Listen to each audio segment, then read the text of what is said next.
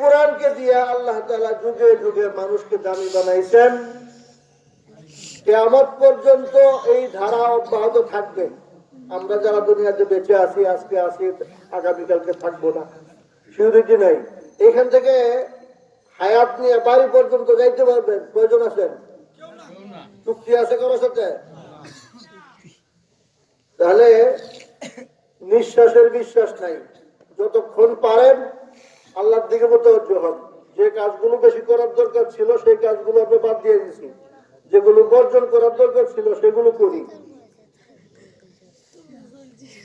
এই শীতের দিনে এশার নামাজ পড়া কম্বলের ভিতরে বুড়িয়ে নিয়ে দিনে আলোচনা করার, আমি তো মসজিদে যাই কিন্তু আত্মাহিয়াতটা পারি না, ও বললাম মা আমার একটু আত্মাহিয়াতটা শেখা যাও। এটা এখন বর্তমান যুগে আছে, আমাদের সমাজে আছে। আমার দাদা দাদুরে দেখছি, চাচিরে দেখছি, চাচারে কালিমা শিখাইছে লা ইলাহা ইল্লাল্লাহ মুহাম্মাদুর রাসূলুল্লাহ, ব্যথা ব্যথা করে চাচি শিখাইছে চাচারে, দাদু শিখাইছে দাদারে। আর এই যুগে এই দাদা দাদু তো বর্তমান দাদারা দাদুর কাছে সময় না দিয়া চাদ্দু করে দেয়, চ্যাম্পিয়ন দেখে, যুগ পাল্টে গেছে।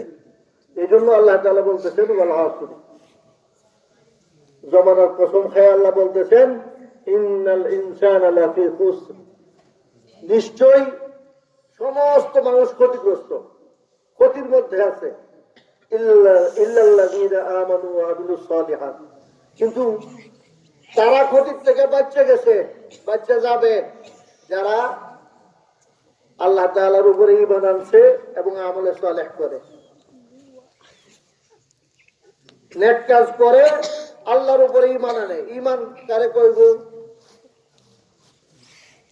তিন কাজের নাম ঈমান। একটা হলো মুখে স্বীকার করা আল্লাহ তুমি আমার রব, মুহাম্মদুর রাসূলুল্লাহ তোমার বন্ধু, আমাদের নবী, আমাদের রাসূল। এই কথা শেষ, উঠেন না মেহরবানি। 2 নম্বর অন্তরে বিশ্বাস করা, 3 নম্বর কাজে পরিণত করা। কটা কাজ? 3টা। এই 3 কাজের নাম ঈমান। এখন বর্তমানে আমাদের প্রত্যেকের ঈমান আছে, মুখে কালিমাও পড়ি, কিন্তু 3 নম্বরটা পারি না, যেটা নাম আমলে সালেহ। 3 নম্বরটা আমাদের দ্বারা সম্ভব হচ্ছে না। আসুন, হায়াতের বিশ্বাস নাই, যে কোনো মুহূর্তে আল্লাহর ডাক চলে আসতে পারে, আজরাইল হাজির হইতে পারে। সেই জন্য সারাক্ষণ আল্লাহর হুকুমগুলো আমার জীবনের মধ্যে বাস্তবায়ন করি। যে যেখানে আছি, চার দোকানে আর যে দোকানে আছি, সেই দোকান থেকে আমি আজানের আওয়াজ পাইছি, আস্তে মসজিদে চলে যাই, নামাজটা পড়ে আসি। খেতে খামারে কাজ করতেছি, আজান হয়েছে, আওয়াজ পাওয়ার সাথে সাথে খেতের আইলের মধ্যে দাঁড়ায় যান, আল্লাহু আকবার, গামছা একটা টুপি একটা সবসময় রাখলেই হয়।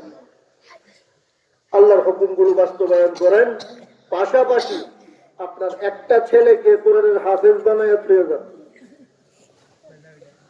আর যদি ছোট সন্তান নাই, ছোট সন্তান নাই, সব বড় হয়ে গেছে, এখন আপনার নাতিরে বানান, তাও নাই, আপনার বংশবন্ধের কেউ নাই, ব্যাস এই মাদ্রাসার একটা ছেলেকে আপনি মনে করেন নিজের নাতির মতো, নিজের ছেলের মতো পছন্দ করে তাকে আপনি ভরণ পোষণ দেন, তার পিছনে শ্রম দেন, ইনশাআল্লাহ কবরে গিয়া আপনার সন্তানকে দিন শিক্ষা দেওয়ার যে ফায়দা হইতো সেই ফায়দা আপনাকে আল্লাহ তাআলা দান করবে।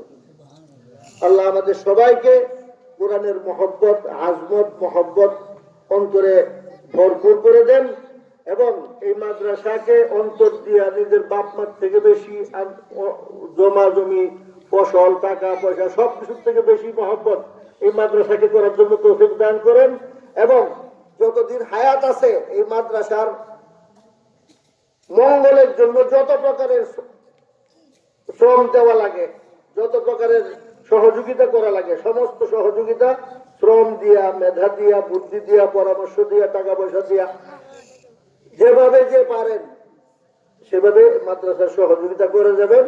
আল্লাহ তাআলা এই মাদ্রাসাকে আমাদের এলাকার আপনাদের এলাকার জন্য রহমত স্বরূপ সমস্ত কিছুরে কোরআনের দাম দিয়ে আল্লাহ তাআলা দামি বানাইছেন।